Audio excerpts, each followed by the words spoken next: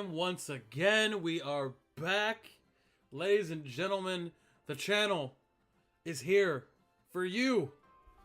No, it's just a really fun time to be a Pokemon player because Ultra Sun and Moon has officially dropped. The competitive scene has officially jump-started, and there are a bunch of Pokemon that are seeing play now. Ladies and gentlemen, my name is Tito, and I'm here with the first of many VGC Wi-Fi battles. Really appreciate you guys with the view. I'm battling my friend Duncan. DuncanKneedeep. His stuff will be in the description below. Really cool guy, really smart guy when it comes to VGC, follows the metagame very closely. He just slapped together a team in 5 minutes, but this was the first actual VGC battle I did with someone that I know that wasn't just on BattleSpot, so I just figured that this would be the one I uploaded. I kind of decided that before the game even started. So all of Duncan's stuff will be in the description, so let's just get it started right quick.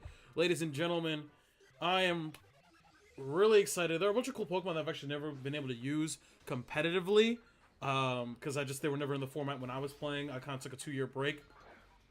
But we got Stacks on deck, Patron on ice. I think Mimikyu is super good in this format when it comes to VGC. I'm really excited to see where it goes. But we got Naganadel and Medicham coming in from Duncan with the Mega Evolution right here. And Naganadel is super quick.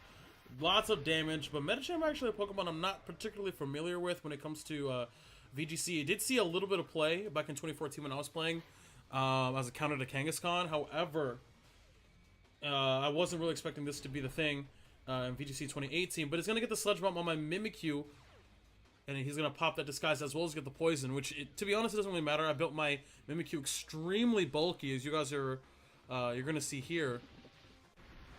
This is going to be able to live that and set up the Trick Room. Now, this is where the Stack Attacker is going to run roughshod. This Pokemon is insane. It's not even max attack. I'm messing with the build a little bit. I think I have the team that I want. I'm running Sand right now, but I think I need to mess with the EVs on a lot of my Mons. But nevertheless, he's going to bring out his own Stack Attacker and protect with the Naganadel.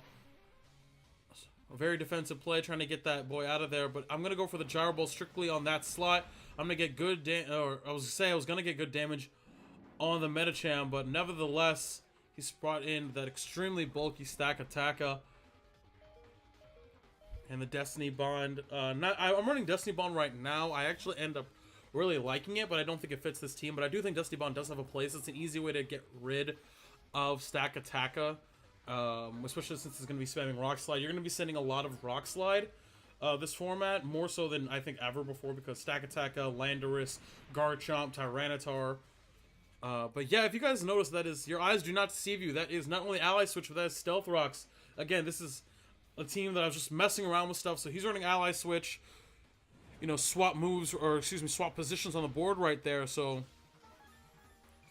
he's assuming I was going to target his Naganadel, but he's going to switch and let his Stack Attacker take all those hits. But yeah, Stealth Rocks I always thought would be okay in VGC.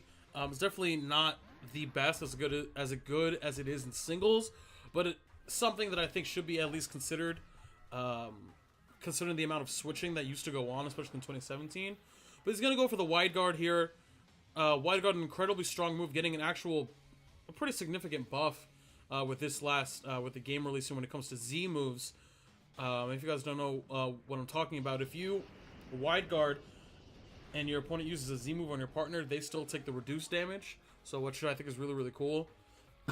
Excuse me. So the Draco Breeder are going to come in. My Assaultvest Tyranitar is, in my opinion, the best Tyranitar to be able to run. It's just incredibly strong. He's going to switch out to his Medicham right here, taking a little bit of damage from those Stealth Rocks. But here comes the Gyro Ball. And again, I'm not max attack, so it's doing a lot less damage than it normally would. The weirdest part about and I'm running Ice Beam because I want to be able to still pick up a KO on Landorus through Intimidate, and the Ice Beam is going to allow me to do that more often than not.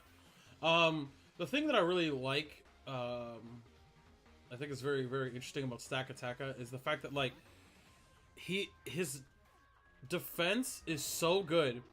Not only do you have to run, like, Lonely Nature, or a minus defense nature, but you have to actually run 15 IVs for you to be able to get the attack boost, because you're gonna want the attack boost.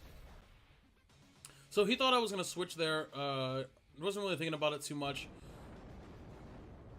As far as I really thought that staying in was going to be the he wasn't gonna expect me to stay in that situation, so that's why I decided to do so. That and this is the problem with Stack Attack, at least the one I'm running. I'm getting the defense boost, which is good, but you're definitely gonna want to get that attack boost. His defense really doesn't need any boosts because of how strong it is, but you need to run Lonely, like a minus defense nature, as well as 15 IVs and max attack for you to be able to get the attack boost off. It's by 1 point. It's insane. Stack Attack's defense is way too high. But here we go. I'm going immediately for the Z move here on the... and there are a couple of different things. I'm still messing with Landorus.